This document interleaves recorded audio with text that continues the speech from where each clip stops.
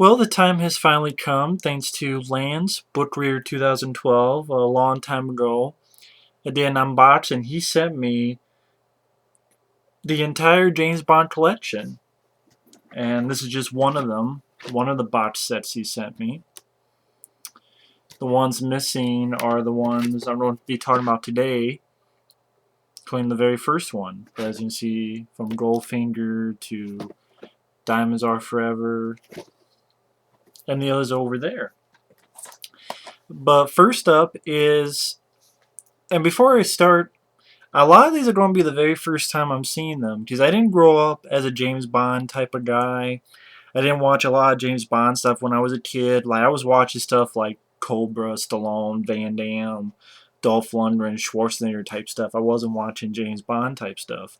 And if I did, it's either the Pierce Brosnan ones, which for the most part I enjoy. I love GoldenEye, Tomorrow Never Dies. The other two, and the Daniel Craig ones, which I enjoy. So I've seen a lot of clips or featurettes or whatever on the films, but from beginning to end, no. So a lot of these will be my first time viewing them. And first up is Dr. No. And by the way, if you can find these, and I wholeheartedly want to thank Lance Bookreader 2012, it was an insanely generous gift, insanely generous. These are excellent DVDs and these box sets. Like this, right off the bat, Dr. No in 1962, which I know there was a Casino Royale that came out before this film, but most consider this the first official James Bond film. You have a booklet that has a couple pages of production notes, among other stuff in there. Now, like this one alone has a commentary with director Terence Young, interspersed with cast and crew, not Sean Connery, but interspersed with other cast and crew. Commentary, kind of like how they did Aliens and those kind of stuff, where they have a bunch of people and they're like all together connected. You have a documentary on the film, which feature on the film about 40 minutes long. You have around a 20-minute featurette on the director Terence Young, who directed a bunch of the early James Bond films. Featurette from back in the day, TV ads, trailers, just tons of stuff, radio spots. MGM, I must say, did a great job with these. Now, Dr. No, I just say I liked it. I'll say right off the bat, I wouldn't say I loved it, but I liked it. And as of right now, I've seen two of these James Bond films, the early ones, and today I'm going to review this and this. And one thing I noticed is that it didn't always start off with like tons of gadgets and stuff. Like in this film, there's really no gadgets that James Bond uses, and then the next one is only a little bit in a suitcase. So it's not like a big gadget type of thing. You have the opening where there's a lot of dots, and you have of course, the famous James Bond theme. And weird song choice that they have, like a fucking song of Three Blind Mice. I'm like, what the hell's this? But it's because you have these three guys who are pretending to be blind. They kill this guy, and they put him in a car. And now that this person is missing, MI6 brings in James Bond. And of course, you have first scene of James Bond. It's a little bit of gambling, and oh, you must be lucky, Mister, and Sean Connery himself, Bond, James Bond, and Sean Connery does a good job. He does a really good job. Of the two films so far I've seen, he does a good job playing him. He has a good charisma to him. You can tell he's a badass, but you can understand why the ladies would fall for him. But at the same time, he's a badass. He has a good charisma to him. This is a solid job acting wise. And most of the film takes place in Jamaica. He goes to Jamaica to look for the guy who got killed at the beginning, but he doesn't know that yet. And when he arrives, he notices there's something weird about the chauffeur, and I kind of like that. It makes it seem that James Bond's not a dunce, not a dumbass. He notices certain things about the chauffeur, so one thing leads to another, and as they're driving, think there's some people behind them. They go and off the road here, and James Bond immediately has a gun on the chauffeur's back and pretty much fucks him up. Beats the shit out of him, punches him. Guy tries to kick him, and James Bond does a flips him and stuff. And the guy asks for cigarettes and gives him cigarettes, and actually the cigarettes, there's a crunch, and you find out the cigarettes are actually cyanide, so the chauffeur killed himself so he wouldn't talk. And you have a little bit of the humor, which I know Arnold Schwarzenegger, when he was doing films, he said a big influence was James Bond, Sean Connery type of stuff, and you saw that. Like, yeah, he drives, and the dead chauffeur is in the car, and he tells the guy, Sergeant, make sure he doesn't get away. Kind of like a throwaway line, but I thought it was actually pretty funny.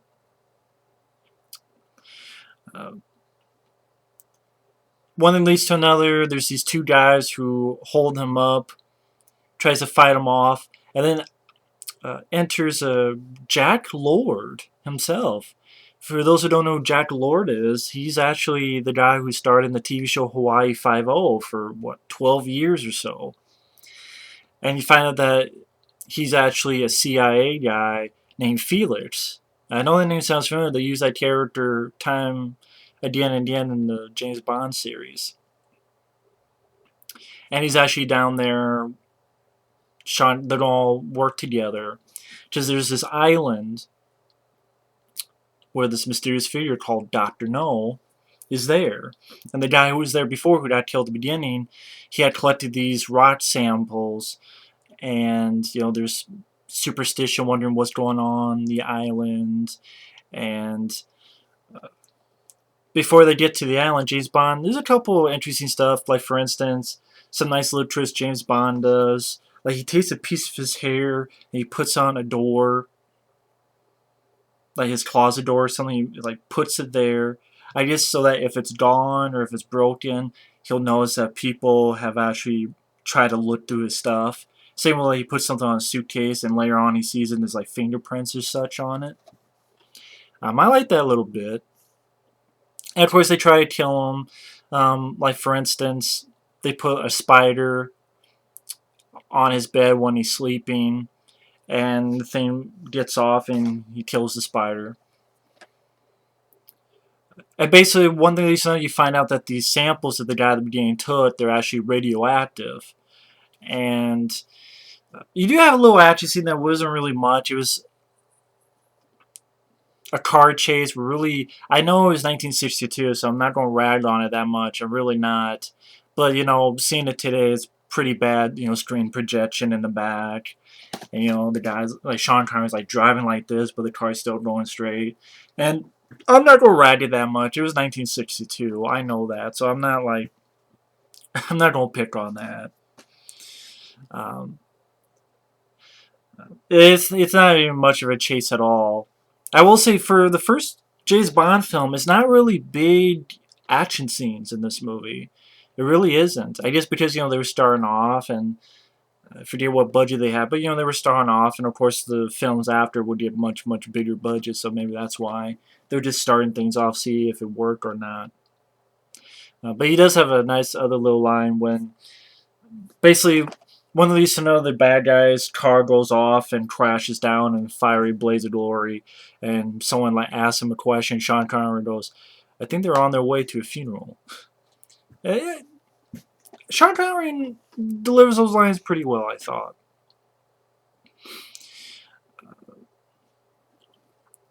And then it shows that he's a ladies' man. He goes to this girl, finds out there's something up about her, tricks her ass, stays up. So the killer thinks that James Bond's on the bed and shoots him. And James Bond will kill a motherfucker, It shows the show he can be cold-hearted as well. Granted, it was self-defense, it was not that cold-hearted, but gives him a chance. The guy picks up a gun and James Bond shoots his ass. And I liked a little bit in that scene, like, he's waiting for the guy who's actually playing solitaire. And, like, the guy actually picks up and clicks, and it's empty. And he says something like, "That's a Smith & Wesson. And you had your 6 shots." And then shoots the guy. I'm like, that's pretty badass. Pretty badass of him. And finally go to the island. James Bond, that's where you meet this character here, Ursula. Uh, the character's name is Honey Rider, and the actress' name is Ursula Andress, which they actually dubbed her voice for this film. And it's like she's collecting seashells, and one thing leads to another. They get shot at from a boat. They go through a swamp, and some of this guy that's with James Bond, talks about, oh, there's a dragon. Oh, there's a dragon. Well, the dragon is actually just a car that's kind of painted up like a dragon, but it's pretty much a car that actually shoots flames. So that was kind of an interesting idea. It's pretty much used for a little scene, and James Bond his buddy gets killed and they get captured. Car never comes back. Thought it would be cool to see like an action scene dealing with that car and having that car destroyed, but that's not what happened. Pretty much gets into Dr. No's sort of underground layer, so to speak, and his whole plan is fucking with the U.S. space program. And you find out that he works for this organization called Spectre.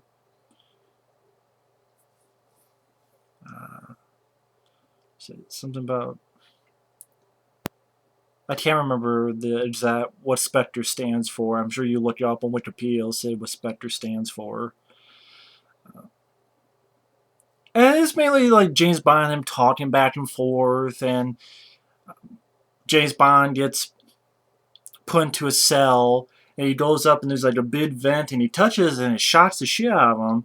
But then when he touches again, it doesn't shock him. He gets in, it's really hot, things are melting.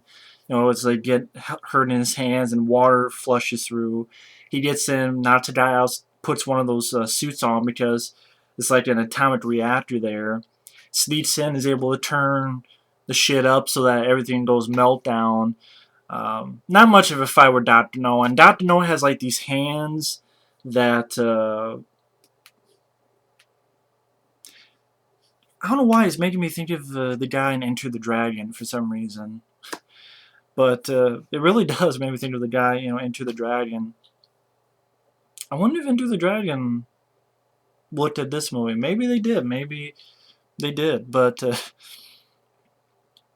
not much of a fight. Not much of a fight. Just them sort of struggling, and motherfucker just boiled down in the damn water. And James Bond finds the girl. They get the fuck out of there. James Bond punches a few guys. They get out into a boat, and the place blows up. And it's pretty much the end. And granted, the action scenes are not really big, or if you've seen James Bond films, and then you go back to this one, oh wow, there's really not much action, and when it is, it's very kind of low key, but it didn't bother me because I knew this was the first one. They were sort of getting started at. Sean Connery was good as James Bond. I thought it went at a decent pace. I didn't mind the guy who played Dr. No, which he's supposed to be like kind of Asian, but you could tell that he's not Asian. I think the actor's name is Joseph Wiseman. Now the girl played Ursula, who played Honey Rider. She was alright, she was good on the eyes, and granted she was dubbed, but she was alright. She did what she had to do. Yeah, not much, really no gadgets. It's James Bond, using his gun and using his fists, and that was fine. Nothing wrong with that. You introduced at the beginning to M and Moneypenny and all these other characters. And overall, I liked it. I mean, it's hard describing what is about I liked. I thought Sean Connery, he fits the role well. Decent locations in Jamaica. Granted, the suits at the end of when they're in the atomic reactor and they have to wear these suits, the suits look really cheap. But again, I don't really get mad about it because it's 1962. So I'm not going to pick that apart either. Overall, I liked it. I liked it. Show that James Bond was a smart guy, was a charismatic guy, badass, and it was a nice, good start to the James Bond films. Yeah, I liked a little bit with the dragon car thing. I wish it was used a little bit more. The stuff at the end, it just makes me think of Austin Powers now. But it was kind of like a good retro. Looking back and seeing how they designed the sets and stuff at Doctor No's lair. The guy who played Doctor No, I thought he did good. So either way, I liked the film. I can say I enjoyed the film. I didn't love it, but I liked it. But either way, thanks for watching. Take care, and we'll see you next time.